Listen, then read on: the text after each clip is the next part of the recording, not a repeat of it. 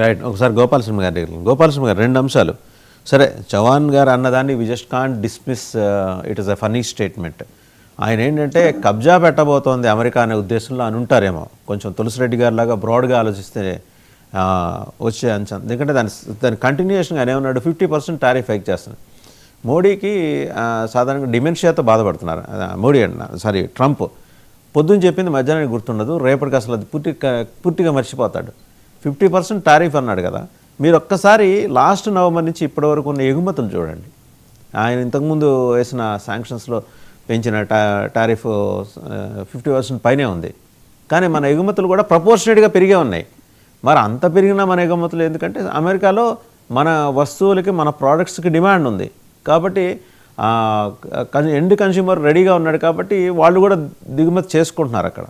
ఇక్కడి నుంచి ఎక్స్పోర్ట్స్ పెరిగిపోయాయి. ఒకవేళ కాంగ్రెస్ పార్టీ భావిస్తున్నట్టు ఈ టారిఫ్లు పెంచితే మొత్తం మన ఆర్థిక వ్యవస్థ, వాణిజ్య వ్యవస్థ చిన్నాభిన్నమవుతుంది, ఛిద్రమైపోతుంది అని అనుకునే పరిస్థితులు లేవు. నేను మాట్లాడుతున్న లెక్కల్ని బట్టి మాట్లాడుతున్నానండి. ముందుగా పృథ్వీరాజ్ చౌహాన్ చెప్పిన మాటల్ని మొత్తంగా హోల్ కాంగ్రెస్ సమర్థిస్తుందా, వాళ్ళ స్టాండ్ ఏంటో ముందు చెప్పాలి బయటికి కాంగ్రెస్ పెద్ద లీడర్లు. మొన్న ఆ మధ్య మనం చూసాం, నవంబర్లో ఒక ప్రెస్ కాన్ఫరెన్స్లో మాట్లాడుతూ Rahul Gandhi, I'm the parliament member of Indian parliament, it is most unfortunate to become a member of parliament అన్నాడు. పక్కన జయరాం రమేష్ ఉండి మోస్ట్ అన్ఫార్చునేట్ కాదురా నువ్వు, అరే వెదవ ఫార్చునేట్ అని చెప్పాలరా అంటే మళ్ళీ రాహుల్ గాంధీ మార్చుకొని no I'm fortunate to become a member of parliament. అంటే వీళ్ళ మొత్తం కింది నుంచి పైదాకా లీడర్లంతా కూడా వాళ్ళ మైండ్ సెట్టే వేరుగా ఉంటుంది. Anti Modi, anti India. మనం చూసాం అనేక సందర్భాల్లో ఇష్టం ఉన్నట్టు మాట్లాడతారు వీళ్ళు. మొన్న ఉమర్ ఖాలిద్, షర్జీల్ ఇమాం బెయిల్ కనుక రిజెక్ట్ అయితే సుప్రీంకోర్టులో వీళ్ళు ఏమన్నారండి కాంగ్రెస్ వాళ్ళు, most innocent boys, highly educated boys, అట్లాంటి వాళ్ళని సుప్రీంకోర్టు వదిలేయాలా అని. అంటే దేశానికి వ్యతిరేకంగా పోరాడే వాళ్ళని వీళ్ళు సపోర్ట్ చేస్తారు, దేశ ద్రోహులకు సపోర్ట్ చేస్తారు వీళ్ళు. ఇది కాంగ్రెస్ నైజం. ఇప్పుడు కాదు, 50 ఏళ్ళ నుంచి చెప్తున్నా. ఒక 1 మినిట్ టైం ఇస్తే మనము డైరెక్ట్ యాక్షన్ డే అని బెంగాల్లో మనం చూసాం. 1947లో ఇండియా పాకిస్తాన్ విడిపోయినప్పుడు అక్కడ వాడు సోహరావర్ది అని వాడు ముఖ్యమంత్రి డైరెక్ట్ యాక్షన్ డే అని లక్షల మందిని హిందువులను చంపమని చెప్తాడు. ఒక దిక్కు చంపుతూ ఉంటే గాంధీ గారేమో ప్రేమగా చావండి మీరు అని చెప్పి ఆయన గాంధీ గారు చెప్తాడు. సుచేత కృపలాని, జేబీ కృపలాని అపోజ్ చేస్తారు గాంధీ గారి ప్రపోజల్ని. చేసి వాళ్ళు అక్కడ పోయి ఎక్కడైతే క్యాంప్స్ పెడతారో విక్టిమ్స్ క్యాంప్కి కృపలాని ఆయన వైఫ్ సుచేత కృపలాని వెళ్తే గాంధీ గారు అబ్జెక్షన్ చేస్తాడు. ఈయన వెళ్ళి ఎవరు 10 లక్షల మంది హిందువులు చచ్చిపోతే గాంధీ గారు వెళ్ళి ముస్లిం క్యాంప్స్లో వెళ్తాడు కానీ హిందూస్ పెట్టిన క్యాంప్స్లో వెళ్ళడు. ఇది ఫ్రమ్ ద బిగినింగ్ కాంగ్రెస్ నైజం ఇది. వాళ్ళు ప్రో ముస్లిం, ప్రో యాంటీ ఇండియా, వీళ్ళ మైండ్ సెట్టే అంతా. గాంధీ గారి నుంచి, నెహ్రూ గారి నుంచి అందరం మనం thanks to WhatsApp university now days అన్ని బయటపడుతున్నాయి వీళ్ళవి. 1950s ఏం చేశారు, 40s ఏం చేశారు కాంగ్రెస్ వాళ్ళవి. ఇక రెండో విషయానికి వస్తే, మీరు టారిఫ్స్ గురించి చెప్పారు.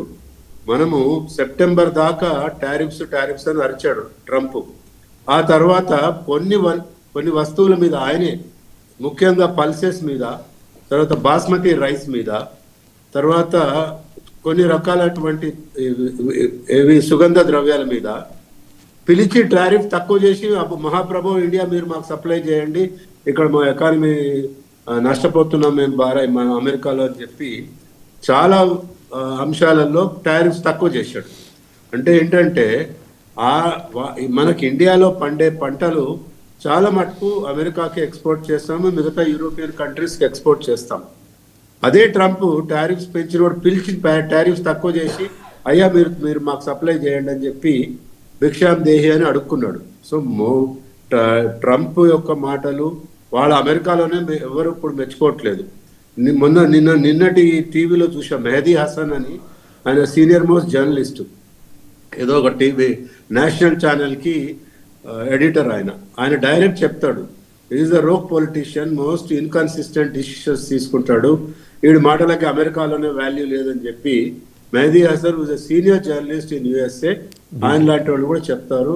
మొత్తం అమెరికన్ ఛానల్స్, అమెరికన్ పేపర్స్ అన్ని కూడా కోడై కూస్తున్నాయి ఈ ట్రంప్ నిర్ణయాల వల్ల. ఇప్పుడు భారతదేశంకి వచ్చి, ఇండియాకి వచ్చి మోడీ గారు కిడ్నాప్ కాదండి, పక్కనున్న దేశం కొలంబియా ప్రెసిడెంట్ చెప్పాడు నిన్న, వే mister Trump, I'm here, ready రా, నువ్వు దమ్ముంటే నన్ను వచ్చి కిడ్నాప్ చేయి, చూపిస్తా, నేను రెడీగా ఉన్నాను నీతో పోరాటానికి అని. Colombia is a small country, మనకన్నా 1/10. నికోలస్ మదురో కూడా అదే చెప్పాడు సార్. మీరు గమనిస్తే ట్రంప్ ఫస్ట్ టర్మ్లో రాని సంగతి తేలుస్తా అన్నాడు, వచ్చి తేల్చేసి వెళ్ళిపోయారు వాళ్ళు. అదేమన్నా మంచి నిర్ణయమా? ట్రంప్ చేసింది మంచి నిర్ణయమా? ట్రంప్ను సమర్థించడం కాదు, సవాల్ చేయటం కాదు కదా అక్కడ, అంటే బ్యాలెన్స్డ్గా వెళ్ళటం. నాకు ఇంకొక సందేహం, పెద్దలు మీరు కొంచెం దాంట్లో డీప్గా ఆలోచన చేసి చెప్పాలి. కరెక్ట్గా మదురోని లిఫ్ట్ చేసే ముందర ముందు రోజు Chinese senior envoy he met the president Maduro there over in Venezuela. ఆయన ప్యాలెస్లో కలిశాడు. అంటే చైనాకి తెలిసి కూడా ఎందుకు అడ్డుకోలేదు? China has thorough understanding about the proposed kidnap of Maduro. చైనాకి తెలుసు, రష్యాకి తెలుసు. ట్రంప్ ఏం చెప్పుంటాడు, ఇది మా ఇద్దరి వ్యవహారం, మీరు ఇన్వాల్వ్ కామాకండి. చైనా సీనియర్ ఎన్వై వచ్చి అక్కడ ఆయన కలిసి మదురోని కలిసి వెళ్ళినప్పుడు ఖచ్చితంగా చెప్పుంటాడు, రేపు పొద్దున్న నేను లిఫ్ట్ చేస్తున్నారు, రెడీగా ఉండని.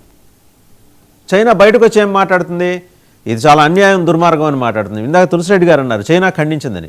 చైనాకి తెలిసి ఖండించింది, భారతదేశానికి తెలియక ఖండించలేదు అనుకుంటున్నాను నేను. అంటే వరల్డ్కి ఏం చెప్పాడంటే, వీళ్ళు కొలంబియా కానీ వెనిజులా కానీ డ్రగ్ కార్టెల్ మెయింటైన్ చేస్తారు, ప్రపంచంలో ఉన్న అన్ని దేశాలకి కన్నా ఎక్కువ అమెరికాకి డ్రగ్స్ సప్లై చేస్తుంది వెనిజులా, కాబట్టి మేము వాళ్ళని ఆర్డర్లో పెట్టాలని చెప్పి ఈ చర్యకు పూనుకున్నామని చెప్పి ఉంటారు బహుశా. బట్ అసలు జరిగేదంతా ఆయిల్ దొంగతనమే కదండి. It is open secret, everybody knows, entire world knows. American papers, American టీవీలే మొత్తుకుంటున్నాయి అక్కడ, ఆయిల్ దొంగతనం తప్ప ఇదేం కాదు, డ్రగ్ లేదు, పాడలేదు అని చెప్పి. అంటే China has their own reasons, they are not supporting. అయితే ఖండించారు అంత మటుకే, కానీ ఎవరి రాజకీయం వాళ్ళకి, ఇంటర్నేషనల్ స్థాయిలో ఎవరి రాజకీయం వాళ్ళకు ఉంటుంది, ఎవరి డిఫెన్స్ మెకానిజం వాళ్ళకు ఉంటుంది. బట్ ఓవరాల్గా ఏంటంటే ట్రంప్ చేసింది తప్పు అని ప్రపంచ దేశాలన్నీ చెప్తున్నాయి. దాన్ని సరిదిద్దుకోవాలా. నేను సూపర్ పవర్ని, పెద్దన్న పాత్ర పోషిస్తాను, నేనే ప్రపంచాన్ని శాసిస్తానంటే ఇక్కడ ఎవరు చూడటానికి లేరు, ఎవరు ఒప్పుకోరు కూడా. బట్ ఆయన విధానాలు మార్చుకోవాలి. అంటే ఇంటర్నల్గా అమెరికాలో వైఫల్యాలని కప్పిపుచ్చుకోవటానికి చేస్తున్న పనిగానే చూస్తున్నా నేనైతే. రైట్, ఒకసారి కిషోర్ గారి దగ్గర. కిషోర్ గారు, ఈరోజు మదురోని లిఫ్ట్ చేసినట్టు అమెరికా, మనం కూడా మొహమ్మద్ యూనస్ని బంగ్లాదేశ్ నుంచి, సయ్యద్ అసీం మునీర్ని పాకిస్తాన్ నుంచి లిఫ్ట్ చేసుకోవచ్చా? అలాంటి వెసులుబాటు ఉందా మనకి? వాసు గారు, మనకు అమెరికాకు నక్కకు నాగలకు అనుకున్న తేడా ఉంది. అంటే ఎలాంటి విషయాలంటే, మనము శాంతిని కాంక్షించే దేశం. మనము చూడండి, మనకి ఏ రోజు కూడా వేరే వాళ్ళని అటాక్ చేసే మెంటాలిటీ ఏ రోజు లేదు. అనాదిగా మన మెంటాలిటీ అది, మనం శాంతిని. ఇప్పుడు మోదీ గారు కావచ్చు, లేకపోతే భారతదేశం కావచ్చు, ఇంత స్ట్రాంగ్ కాకపోతే రష్యా ఉక్రెయిన్ యుద్ధం ఆగుతుందా మన వాళ్ళ కోసం? ఇద్దరిని కన్విన్స్ చేయగలిగారు మోదీ గారు ఏమన్నారు, నేను రష్యా పక్కన లేను, ఉక్రెయిన్ పక్కన లేను, శాంతి పక్షాన్ని ఉన్నాను. సో దౌత్య నీతిలో ఈ రోజు ఇండియా లీప్స్ అండ్ బౌండ్స్ అనే పెద్ద స్థాయికి వెళ్ళారు. 100% ఈరోజు ప్రపంచ దేశాలు ప్రతిదానికి ఒక స్ట్రాటజిక్ సైలెన్స్ ఉండొచ్చు. మనం పోయేసి మనం బలవంతులు అని చెప్పి మన చిన్న దేశాన్ని కూడా రెస్పెక్ట్ ఇస్తున్నాం. చిన్న దేశాలకు కూడా మోదీ గారు మన వ్యాక్సిన్లు ఇచ్చాము. ఇవన్నీ కూడా మనం చిన్న దేశం, మనం ఏ రోజు కూడా ఎక్కడ కూడా ఏ దేశం మీద కూడా దండెత్తలేదు. మన చరిత్ర చెప్తాంది, మన యొక్క శాంతి కాముక దేశం మనము. అమెరికా లాంటి మెంటాలిటీ మనకు లేదు. తులసిరెడ్డి గారు చెప్పినట్టు, తులసిరెడ్డి గారు చెప్తే మేము 50 ఏళ్ళు రూల్ చేసాము, 75 సంవత్సరాలు అంటున్నారు. అంటే ఇలాంటి దేశాన్ని నిర్మించారా మీరు? రాత్రి మోదీ గారు కూడా లేపుకొని పోయేంత పరిస్థితి ఉందా? అంటే ఆమె ఎంతమైన మిలిటరీ స్ట్రెంగ్త్ బిల్డ్ చేశారు మీరు 50 సంవత్సరాలు రూల్ చేసి? So we should also question, it should be contradictory statement అవుతుంది. 50 సంవత్సరాలు రూల్ చేసిన తర్వాత ప్రధానమంత్రిని తీసుకొని కూడా తీసుకొని పోవచ్చు రేపు రాత్రి అనే పద్ధతిలో మనం నిర్మించున్నాము మన సేనని. అంటే we should question our integrity, should question our capability అని నేను అంటాను. కాబట్టి మనం ఎప్పుడు కూడా ఎవరి చిన్న దేశమైనా కూడా, ఈవెన్ పాకిస్తాన్ తో కూడా మనం పోయి ఎప్పుడు కాలు దూలేదండి. పాకిస్తాన్ యొక్క దీనికి మనము రిటాలియేట్ మాత్రం చేశాం. ఎందుకంటే మనం శాంతిని కాంక్షించే దేశం. ప్రపంచ దేశాల్లో మనకు ఒక మంచి పేరు ఉంది ఆ విధమైన. ఈవెన్ కరోనా టైంలో కూడా అన్ని దేశాలకి మన వ్యాక్సిన్లు కూడా మనం చాలా మందికి ఇచ్చి చిన్న చిన్న దేశాలు వాళ్ళు ఎప్పుడు జీవితంలో వ్యాక్సిన్ తయారు చేసుకోలేని స్థాయి ఉండేది. అలాంటి వాళ్ళకు మనం ఇచ్చి వాళ్ళని కాపాడ్డాం. కాబట్టి ఏ విధంగా అయినా కూడా ఇది చేసే పరిస్థితి ఉంది. ఇప్పుడు ట్రంప్ ఉదయం ఒక స్టేట్మెంట్ ఇస్తాడు, సాయంత్రం ఒక స్టేట్మెంట్ ఇస్తాడు. ట్రంప్ ని వాళ్ళ ప్రతిపక్ష నాయకులు సీరియస్ గా తీసుకోవట్లేదు, కాంగ్రెస్ చాలా సీరియస్ తీసుకుంటారు. ట్రంప్ ఏదైనా చేసేసి డీస్టెబిలైజ్ చేస్తాడేమో ఇండియా అని వీళ్ళు కోరుకున్నట్టున్నది. కాబట్టి కళ్ళగానే మిగిలిపోతాయి. రెండోది, ఇదంతా ప్రజల అభిప్రాయం అని అంటున్నారు తులసిరెడ్డి గారు. మొన్న కూడా అంతకుముందు అన్నారు పహల్గామ్ అటాక్ తర్వాత అయిపోయింది, ఇండియా వీక్ అయిపోయిందని. దానికి ఒక ప్రజలు బ్రహ్మాండమైన మ్యాండేట్ తోటి బీహార్ లో ఆల్రెడీ ఒక దానికి ఇది చేశారు, వీళ్ళని దిక్కు తెలియని పరిస్థితిలో తీసుకొచ్చి పెట్టారు. సో ప్రజల అభిప్రాయము, కాంగ్రెస్ యొక్క ఒక నాయకుడు పృథ్వీరాజ్ చవాన్ అభిప్రాయం, దేశమంతా అభిప్రాయం అని చెప్పడం అనేది ప్రజలు ప్రతిసారి ఒక ఎలక్షన్స్ లో ఒక్కొక్క దానిలో వాళ్ళు చూపిస్తున్నారు. ప్రజల యొక్క ఇది ప్రజలు వీధుల్లోకి వచ్చి చేయాల్సిన పని లేదు, వాళ్ళ ఓటు రూపంలో వాళ్ళకుండే పవర్ ని ఎక్సర్సైజ్ చేస్తున్నారు. కాబట్టి దాన్ని అర్థం చేసుకోవాలి. ఇది ప్రజల అభిప్రాయం అయితే ప్రజల దగ్గర వెళ్ళమండి. 4 స్టేట్లలో ఎలక్షన్స్ ఉన్నాయి కదా, అప్పుడు వెళ్తే తెలుస్తుంది వీళ్ళకి కూడా ప్రజల యొక్క అభిప్రాయం ఏంటి. ఒకసారి బండారు రామ్మోహన్ రావు గారి దగ్గరికి వెళ్ళిన sir, 20% of oil reserves Venezuela దగ్గర ఉన్నాయి. 500 బిలియన్ బ్యారెల్స్ అండి, సారీ 300 బిలియన్ బ్యారెల్స్. ఒక 500 సంవత్సరాలకు సరిపడా రిజర్వ్స్ ఉన్నాయి. ఇప్పుడు ఏంటి, అమెరికా శాంక్షన్స్ కారణంగా నిన్న మొన్నటి వరకు మనం కూడా వ్యాపారం చేసుకోలేకపోయాం. మనకు ఒక $1 బిలియన్ ఇరుక్కుపోయినాయి. ఓఎన్జీసీ విదేశ్ లిమిటెడ్ అని వాళ్ళు అక్కడ ఎక్స్ప్లోరేషన్లో ఉన్నారు. సో ఇప్పుడు అది ఎలో చేస్తే నేను అంటే అదర్ సైడ్ అది కాయిన్ చెప్తున్నా, లీవ్ అబౌట్ ఇది నికోలస్ మదురో అండ్ ఆయన భార్య అరెస్ట్ పక్కన పెడితే మన వాణిజ్యం పెరిగే అవకాశం ఉంది. ఇన్ కాంట్రరీ టు దాట్, ఒక్కసారి ఈయన కిడ్నాప్ తర్వాత అక్కడ ధరవరంలో మార్పులు ఎట్టు వచ్చిందంటే మనటి దాకా లీటర్ పాలు $60, కిలో బియ్యం $75, ఆల్మోస్ట్ మనకున్నట్టే ఉంది. $0.72. ఈరోజు లీటర్ పాలు $80,000, కిలో చికెన్ ధర $1,50,000 మన కరెన్సీలో, జస్ట్ 2 రోజుల వ్యవధి. సో అమాంతం ఇన్ఫ్లేషన్ ఏ స్థాయికి ఇక్కడ రూటప్ అయిందో ఒకసారి చూడండి. ఇవి ప్రపంచంలో ఏ దేశానికి కూడా వాంఛనీయ పరిణామాలు కాదు. నేను అనేది ఏంటంటే, ఓకే వాళ్ళకి పంచాయతీ ట్రంప్కిను మధురోకి ఉంటే అడిద్దరు తెలుసుకోవాలి, దేశ ప్రజలు not at the cost of people of that country కదా. రాజధాని గారు మొదటగా ఏంటంటే ఇప్పుడు వచ్చిన సంక్షేమం కాదు.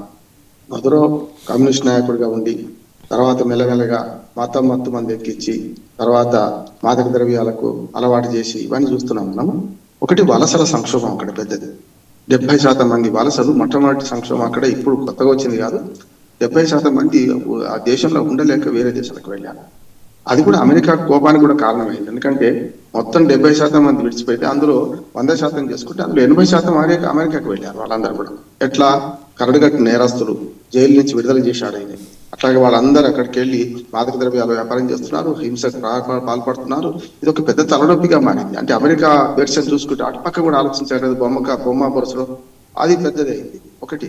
రెండోది ఏంటంటే వీళ్ళు కూడా చేసిన అనుచిత ఉచితాలు ఇవ్వడం, లేకపోతే ఏది పడితే అది ఫ్రీగా ఇవ్వడం, ఆఖరికి మనకు పెట్రోల్ డీజిల్ రేట్ లేకుండా నామమాత్రం రేటుకు వాళ్ళు సప్లై చేయడం, అది విచ్చలకి కూడా వాడారు. అంటే మనకు వస్తున్నాయి డాలర్స్ వస్తున్నాయి కదా చేసేద్దామన్నారు. దానివల్ల కూడా రెండోది వచ్చింది. మూడోది ఏంటంటే ఆర్థిక సంక్షోభంలో నోట్ల ప్రింట్ ద్రవ్యోల్బణానికి వ్యతిరేకంగా నోట్ల ప్రింట్ చేస్తే అయిపోయింది అనుకున్నాను. చెత్త బుట్టలో నోట్లు కనపడుతున్నాయి మనం చూస్తున్నాం. మీరు అన్నట్టే 80,000 రూపాయలకు లీటర్ పాలంటే అర్థం చేసుకోవచ్చు. మొన్నటి దాకా పాకిస్తాన్ సంక్షోభం చూసినాం, అది చాలా చిన్నది అంటున్నాను. ఇది 500 రూపాయలకు కిలో గోధుమ పిండి అట్లా చూసాం మనం. కానీ ఇక్కడ ఏమైందంటే మెల్లమెల్లగా ఈ రాజ్యాలన్నీ కూడా బాగా వీక్ అవుతున్నాయి. చూస్తున్నాం మన చుట్టుపక్కల చూస్తున్నాం కదా, దేశాలన్నీ ఎన్ని సంక్షోభాలతో ఉన్నాయో. అట్లానే ప్రపంచ దేశాల్లో ఈ మాదక ద్రవ్యాలు, వలసలు, వీటి వల్ల మన వెనుజులా పరిస్థితి చూసుకుంటే ఈ విమానాల ద్వారా లేకుంటే ఓళ్ల ద్వారా ఈ మన చమురు పెద్దగా చేస్తున్నారు. అందుకని వాళ్ళ సంక్షోభం మొత్తం కూడా మధ్యాసియా దేశాల నుంచి మనకు చమురు లేకపోయినా సరే మనం స్వాధీనం చేసుకుందని అమెరికా కుట్రబుద్ధితోనే ఈ మీరు అన్న 500 సంవత్సరాలకు పనికి వస్తాయి కదా. అమెరికా ఇప్పుడు కూడా తనకు తాను సేవ్ చేసుకుంటూ తన చమురు నిల్వలను బయటకు పెట్టలేదు. ఇంకా కాకపోతే ఇంకో 400 సంవత్సరాలు తీసుకుందాం అంటున్నారు. వేరే దగ్గర నుంచి కొంటారు, అమ్ముతారు. ఇవాళ చూస్తే రష్యా నుంచి మన దిగుమతులు వద్దంటున్నారు ఆయిల్, కానీ వాళ్ళు దిగుమతులు చేసుకొని వాళ్ళు ఏం చేస్తున్నారు, రిఫైన్ చేసి ప్రపంచ దేశాలకు అమ్ముతుంది కదా అమెరికా కూడా. అందుకని మనకు ఇంతకుముందు శర్మ గారు కిషోర్ గారు చెప్పినట్టు మన భారతదేశము మనం నో ఫస్ట్ యూజ్ అంటున్నాం. ఏది వేరే దేశాల మీద దాడి చేసి సార్వభౌమాధికారం మీద ఎప్పుడు మనం చేస్తలేం. ఆనాడు నెహ్రూ నుంచి మొదలుకొని, అంటే వాళ్ళు చెప్పని పేర్లుగా నెహ్రూ నుంచి మొదలుకొని ఇవాళ మోడీ దాకా మన విదేశాంగ విధానాన్ని, నేను చెప్పింది కాదు, ఇమ్రాన్ ఖాన్ పాకిస్తాన్ మాజీ ప్రధానమంత్రి జైల్లో ఉన్నాడు, చీకటి గదిలో ఉన్నాడు. ఆయన ఆనాడు మొన్నటి సంవత్సరం క్రితం అన్నాడు మన ఇండియా విదేశాంగ విధానం సార్ ఒక చిన్న సబ్మిషన్, మాజీ ప్రధాని అనలేము, ఎలక్టెడ్ ప్రైమ్ మినిస్టర్ అందాం, ఎందుకంటే ఆయన బలవంతంగా తీసుకెళ్లారు కదా, ఎలక్టెడ్ ప్రైమ్ మినిస్టర్ ఆయన. అంటే కరెక్టే, రాజీనామా చేయలేదు, ఆయన తీసుకెళ్ళి అట్లా అసలు ఏ పాలకులు బతికించారు కనుక అక్కడ ఏ పాలకుడైనా ప్రజాస్వామ్యం ఎన్నికైతే 5 ఏళ్ళు పూర్తి చేసిన పాలకుడు ఎవరు లేదు. హత్యలు చేయడం, పూర్తి చేయడం. అంటే అందుకని ఏమంటున్నాను మన రాజదేవన్ గారు, మన భారతదేశం విషయంలో మనం బయటకు వెళ్ళినప్పుడు జాగ్రత్తగా ఉన్నట్టున్నాడు. అంటే మనం మన మహాభారతంలో ఒకటి ఉన్నది, ధర్మరాజు అంటాడు, మన పంచాయతీ పెట్టుకున్నప్పుడు మనం 100, 105 మీరు, మేము 100 మంది, మన మీదకి ఎవరైనా వస్తే 105 అన్నాం. కనుక మన భారతదేశ ప్రతిష్ట ఏమైనా తప్పు జరిగితే, మోడీ తప్పు చాలా ఉన్నాయి, ఇక్కడ వ్యతిరేకిద్దాం. కానీ భారతదేశం బయటకు వెళ్ళి మనం అంటుంటే ఏమైతే మన భారతదేశాన్ని కించపరచుకోవడం అవుతాడు ఎవరైనా సరే, అది రాహుల్ గాంధీ కావచ్చు, ఇంకెవరైనా కావచ్చు. దీంతో రెండో విషయం ఏంటంటే, మన బలం మనకు తెలుస్తలేదు అంటున్నాను, మన బలహీనతలు బాగా బయట పెట్టుకుంటున్నాం. ఉన్నాయి ఇప్పుడు చీకటి వెలుగులు ఉంటాయి. 80 ఏళ్ల స్వాతంత్రం తర్వాత ఏమైంది అంటే చూసినాం, ప్రపంచం 30 ఏళ్ళ 1947లో ఉన్నట్టే ఉండలేము కదా. ఇప్పుడు అభివృద్ధి నిరంతర ప్రక్రియ. తులసిరెడ్డి గారు చెప్పినట్టు 55 ఏళ్ళు వాళ్ళు పాలించినా, 20 ఏళ్ళు ఆల్మోస్ట్ ఆల్ అంటే 20 ఏళ్ళు బీజేపీ పాలించినా కూడా ఈ అభివృద్ధి నిరంతర ప్రక్రియ కనుక మన భారతదేశం బలోపేతం అవుతుందా లేదా అది ఆలోచించేద్దామంటున్నాం. పాజిటివ్ కాదు, గ్లాసులో సగం నీళ్లు ఉన్నాయి, గ్లాసులో సగం నీళ్ళు లేవు, రెండు వాస్తవమే. సగం నీళ్ళు నింపే ప్రయత్నం చేయాలి, సగం నీళ్లు పోకుండా చూసుకునే ప్రయత్నం చేయాలి తప్ప రాజకీయ పార్టీల పరస్పర ఆరోపణల వల్ల మన భారతదేశ ప్రతిష్ట విదేశాల్లో దిగజారద్దు అంటున్నాను. అది ఎవరు చేసినా తప్పే అంటున్నాను. మన పార్లమెంటరీ ప్రజాస్వామ్యం గొప్పది, అధికార మార్పిడి ఎంత సులభంగా జరుగుతూ చూస్తున్నాం. మనం వేరే దేశాల్లో చూస్తున్నాం కదా. మన బ్యాలెట్ పేపర్ ద్వారా ఇవాళ ఏదైనా సరే, బ్యాలెట్ కావచ్చు, ఈవీఎం కావచ్చు, ప్రజాస్వామ్య పద్ధతులు ఎన్నికైన ప్రభుత్వాలు ఎంత శాంతియుతంగా మారుతున్నాయి. ఎప్పుడైనా ఒక పక్క దేశాలు కానీ మొత్తం ప్రపంచ దేశాలు జరిగిన పరిణామాలు మన జరగలే కదా.